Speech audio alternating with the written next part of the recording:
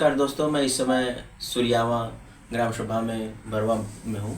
यहाँ के क्षेत्रीय प्रत्याशी को राष्ट्रीय अध्यक्ष समाजवादी पार्टी अखिलेश यादव जी ने प्रदेश उपाध्यक्ष बनाया है। हमारे साथ राजेंद्र एस बिंद जी हैं जो उपाध्यक्ष भी हैं, और इनकी एक संस्था है जो बिंद समाज कल्याण संघ है, जिसके ये राष्ट्रीय अध्यक्ष भी हैं। बिंद समाज के लिए काफ़ी कुछ काम भी करते हैं। देखा जाए तो महाराष्ट्र में के उद्योगपति में से भी एक आते हैं। इनको समाजवादी पार्टी ने पिछली बार मिर्ज़ापुर से टिकट भी दिया था। किन्हीं कारणों की वजह से इनका अगली बार लोकसभा में टिकट कट भी गया था, लेकिन एक सिपाही की तरह इन्होंने काम किया, जिसका इनको इस बार अखिलेश जी ने कई चुनाव में जिम्मेदारियां दी और अपना प्रदेश उपाध्यक्ष भी बनाया है। तो सबसे पहले तो आपको राजेश जी बहुत बहुत स्वागत है हमारे चैनल पे। क्या कुछ संदेश देना चाहेंगे हमारे चैनल से आप?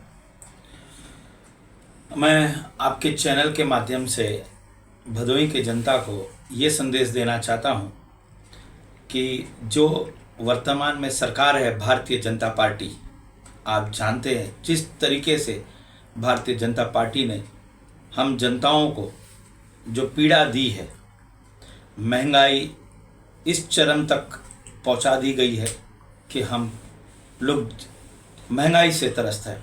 हमारे बच्चे इंजीनियर डॉक्टर्स अगर बनना चाहते हैं तो नहीं बन पाएंगे, क्योंकि ये जो सरकार ने यूनिवर्सिटी को अटॉर्नी बनाने का काम किया है, जो फीस के स्लैब्स है वो इतने महंगे हो गए कि हम हमारे बच्चों को डॉक्टर नहीं बना पाएंगे। तो मैं जनता से यही अपील करूंगा कि ऐसे सरकार को हटाइए, जो हम गरीबों की बात सुन सके ऐसे सरकार को लाए, समाजवादी पार्टी को लाने का काम करे, ताकि यहाँ की जनता को सम्मान, स्वास्थ्य और शिक्षा प्राप्त हो। घोसी का भी एक परिणाम आया जो आपके पार्टी को देखा जाए तो इंडिया अलायंस के काफ़ी पक्ष में रहा। बड़ा वोट का अंतराल रहा। आपको भी चुनाव में जिम्मेदारी मिलती है, आप भी चुनाव में प्रचार में गए थे, और आप आने के बाद अगर देखा जाए तो कल परिणाम भी आ गया है।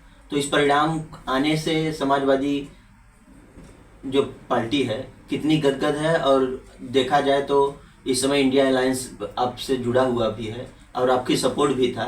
तो एनडीए और इंडिया अलायंस में आप क्या कुछ कहना चाहेंगे? देखिए, ये जनता ने बता दिया, जो हमारे इंडिया गठबंधन है, इससे ये संदेश पूरे देश में गई है कि जनता जो है भारतीय जनता पार्टी से नाराज है, और आने वाले समय में भारतीय जनता पार्टी को जनता हटा देगी।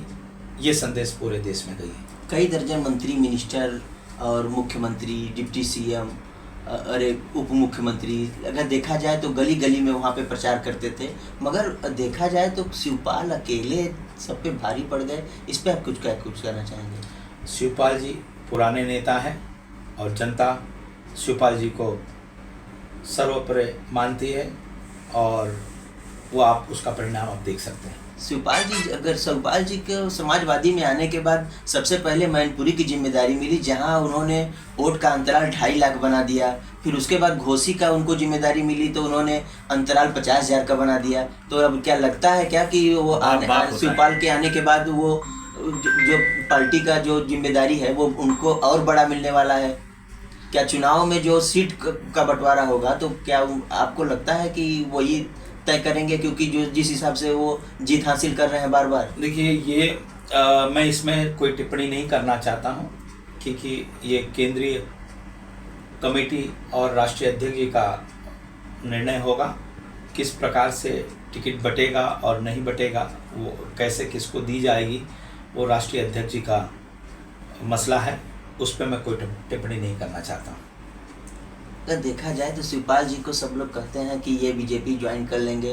राजभर भी अब चुनाव से पहले बोले थे, तो लेकिन परिणाम आने के बाद राजभर बचते दिख रहे हैं। अब परिणाम आ गया है, इस पे आप कुछ क्या कहेंगे? इस पर जो आप मिथ्य बात कर रहे हैं कि शिवपाल जी भारतीय जनता पार्टी में चले जाएंगे, ऐसा कोई भी बात नहीं है।